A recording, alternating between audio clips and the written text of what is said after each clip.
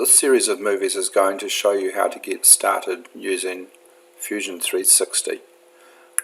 We're going to build this robot, but the most important thing is that we're actually going to be learning how to use Fusion 360. When you first open up Fusion 360, you should get a screen that looks like this. Check that you're in the design environment, and then if you're going to start a new project, you click on this thing here, and that opens up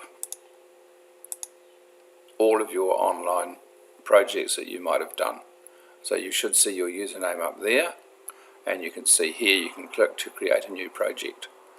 I have already created one, which is a bunch of tutorials I'm making for you guys, so I'm just going to open that. And there is my tutorial folder with no parts in it at the moment. But that's now the active folder, so it doesn't really matter if it's even showing at the moment. So I'm just going to put that away and create a bit more screen to do the drawing with. Now we go up here and we create a new design.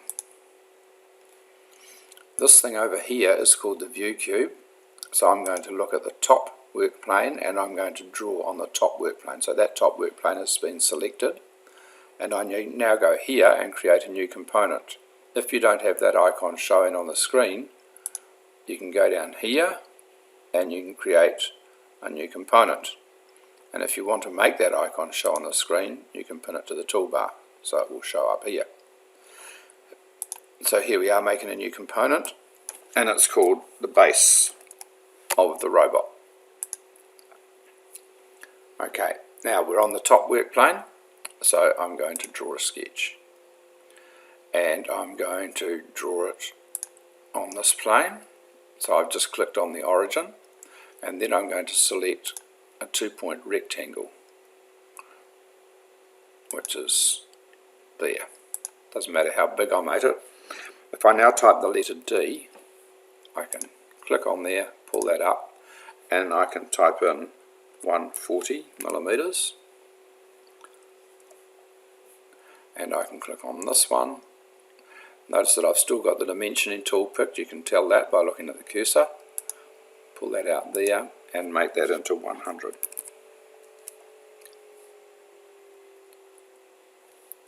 And then I'm just going to zoom out a little bit, move up a little bit, get it all nicely centered on there.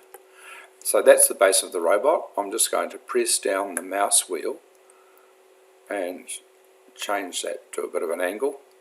Then I'm going to type the letter E for extrude, click on this and pull this up, and I'm going to pull it up 4 millimeters, so I'll just highlight the 4 in there and hit enter. And there is the base made. You'll see over here, this is going to create a list of all the parts that we've made. This is the first one, it's called base. If I right click on there, you'll see I'm going to be able to ground it, and a little pin will show up there showing. So this one is fixed in space, it won't just float around now. Now, this little dot here shows that the base component is currently active. I want to build a new component now. If I leave the base component active, any new components that I build will be part of the base, so I don't really want that. So I want to activate the whole design and leave the base just sitting there before I start a new component. So now I can go new component, and I'm going to call this one the dashboard.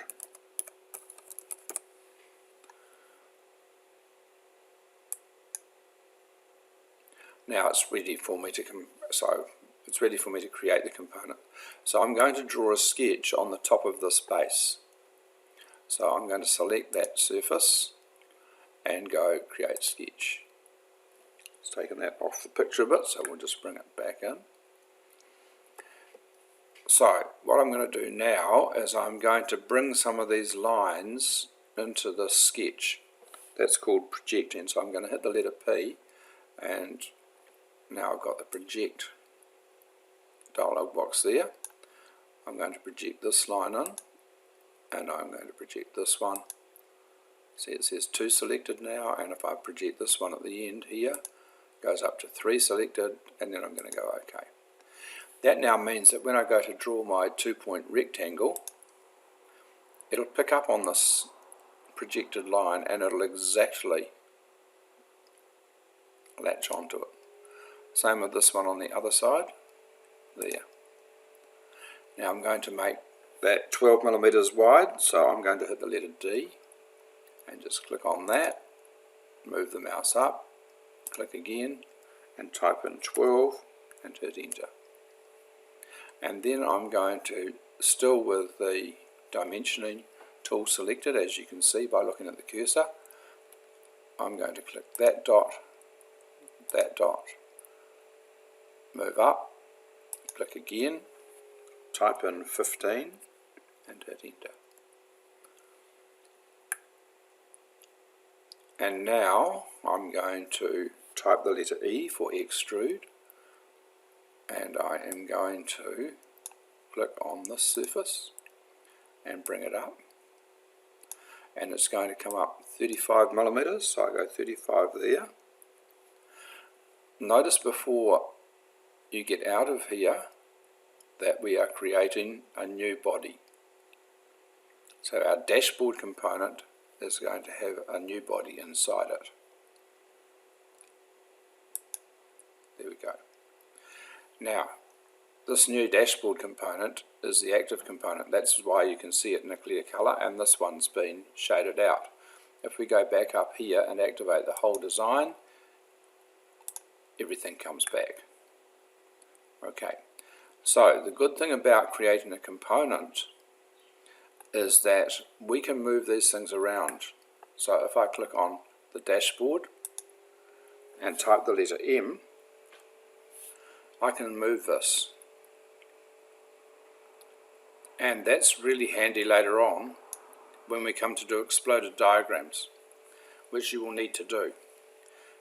If you don't create new components, then you'll never be able to create an exploded diagram, and that will create a world of pain for you.